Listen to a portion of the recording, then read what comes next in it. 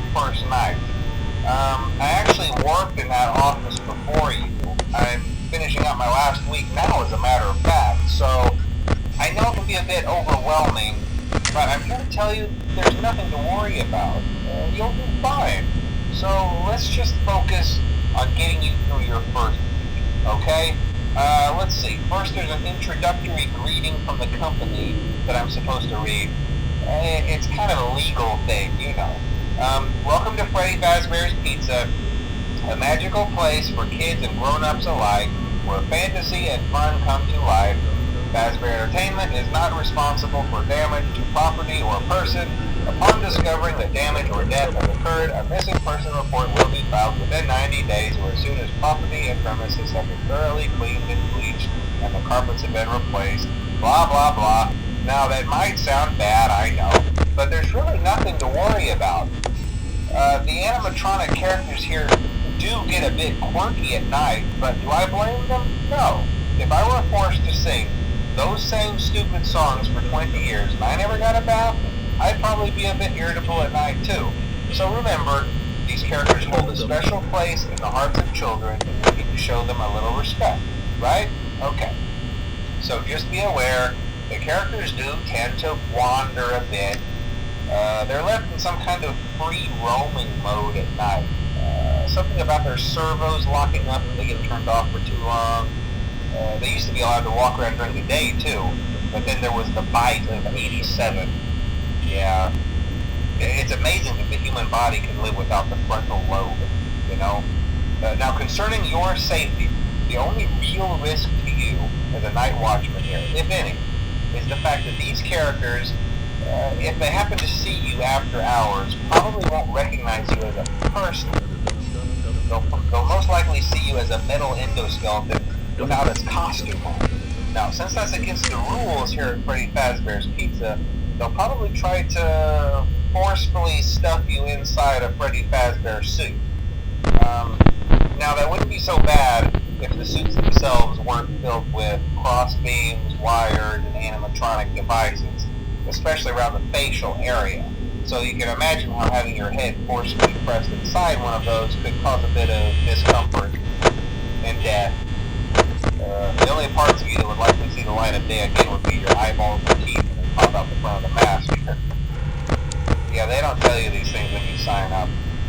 But hey, first station of the breeze. I'll chat with you tomorrow. Check those cameras and remember to close the doors only if absolutely necessary.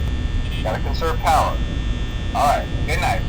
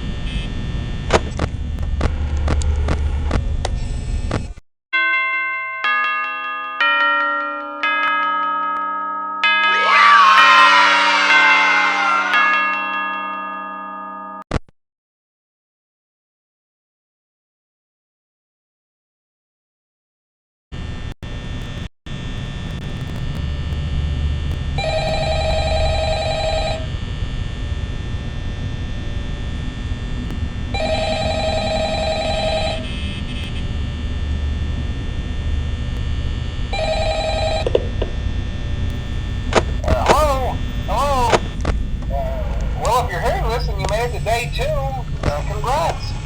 I won't talk quite as long this time since Freddy and his friends tend to become more active as the week progresses. It might be a good idea to peek at those cameras while I talk, just to make sure everyone's in their proper place, you know. Interestingly enough, Freddy himself doesn't come off stage very often. I've heard he becomes a lot more active in the dark, so hey, I guess that's one more reason not to run out of power, right? I also want to emphasize the importance of using your door lights. There are blind spots in your camera view, and those blind spots happen to be right outside your doors. So if you can't find something or someone on your cameras, be sure to check the door light. You might only have a few seconds to react. Not that you would be in any danger, of course. I'm not implying that. Also, check on the curtain in Pirate Cove from time to time. The character in there seems unique in that he becomes more active if the cameras remain off for long periods of time. I guess he doesn't like being watched. I don't know. Anyway, I'm sure you have everything under control. Talk to you soon.